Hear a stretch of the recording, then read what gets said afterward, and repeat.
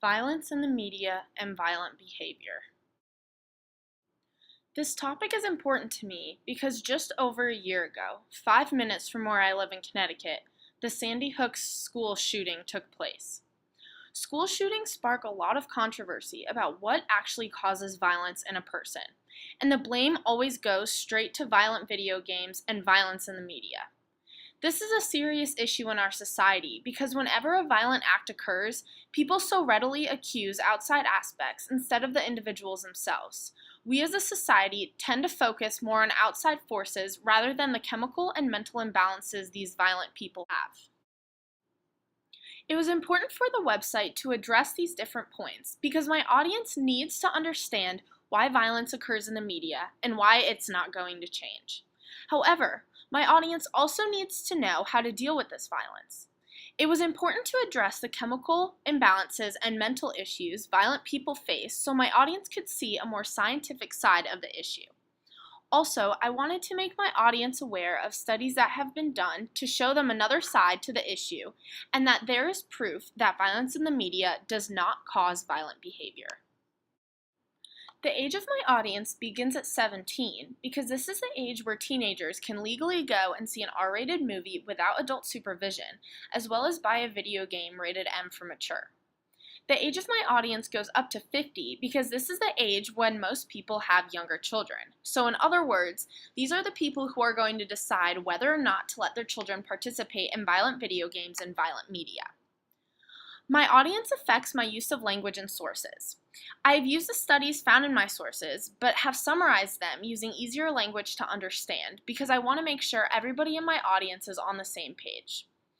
I also use Kairos by realizing that my audience is aware of this controversy and have already made opinions about this topic.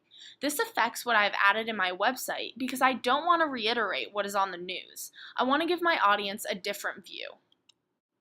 I include statistics, studies, and chemical and mental imbalances so my audience can see a more logical side to my argument.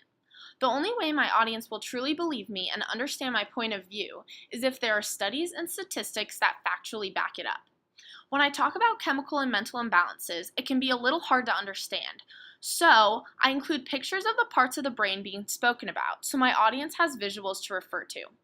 I also talk about each part of the brain and how it is used so my audience has a full understanding of the deficiencies violent people have.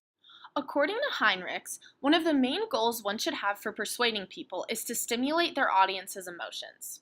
So, my background is dark and eerie, much like my topic. I think this sets the stage for my audience from the second they arrive at the website. My website also addresses school shootings. This is something that every person in my audience can connect to, no matter what age. School shootings are almost always correlated with violence in the media, so I wanted to appeal to the pathos of my audience by bringing up different school shootings and addressing the controversy of my topic.